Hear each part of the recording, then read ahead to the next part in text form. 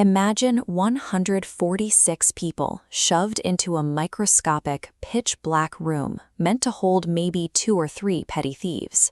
The heavy iron door suddenly slams shut, and they are left in total darkness to suffocate by morning. To understand how this happened, we have to rewind to 1756. The British East India Company was aggressively setting up shop in Calcutta, rapidly expanding their military presence and fortifying a massive compound known as Fort William. The local ruler, a young Nawab named Siraj-ud-Daulah, watched this with growing anger. The British were building up a private army right in his territory, entirely without his permission. The Nawab decided he'd had enough. He gathered a massive army of his own and marched straight on Fort William, launching a swift, overwhelming siege against a completely unprepared, stunned British defense.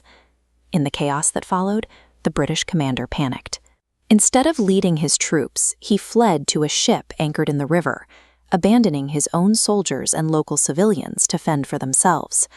Left without leadership or reinforcements, the fort quickly surrendered. The Nawab's victorious troops rounded up the stranded, defenseless prisoners who had been left behind. Because of one commander's absolute cowardice, a standard military defeat escalated into a night of unimaginable human agony. This diagram shows the exact 14 by 18-foot lockup, ventilated only by 2 tiny barred windows. During the suffocating peak of the Indian summer, guards forced 146 adult bodies into this unventilated oven. Every inch of floor space vanished. Complete darkness set in. As the oxygen quickly depleted, panic took over. Prisoners began begging for water, and one by one, people started collapsing from heat exhaustion, their bodies trampled in the crush. The desperation bred raw violence. Men fought each other blindly in the pitch black, clawing their way over the dying just to get a single breath of fresh air near those 2 tiny windows. When the heavy wooden doors were finally opened the next morning, the sight was gruesome. According to the primary British survivor, an officer named John Zephaniah Holwell, only 23 of the original 146 people walked out alive. The rest had succumbed to suffocation and heat stroke. This agonizing night handed the British Empire a horrifying survivor's tale, a tragedy ripe for exploitation. Modern scholars have since revisited Holwell's arithmetic with a more skeptical eye. When you map the square footage of that room against the physical volume of 146 human bodies, the numbers stop making sense. It is physically impossible to fit that many people into a space that small. Holwell had a clear motive for inflating the death toll. By exaggerating the numbers, he successfully painted the young Nawab as an irrational, bloodthirsty monster to the British public back home, cementing his own version of events into stone.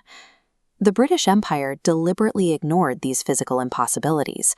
The accuracy of the math didn't matter to them, because the emotional, visceral outrage generated by the black hole story was exactly what they wanted.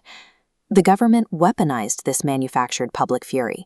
They used it as the ultimate justification to deploy heavy military reinforcements to the region, officially kickstarting their brutal, continent-wide conquest of India.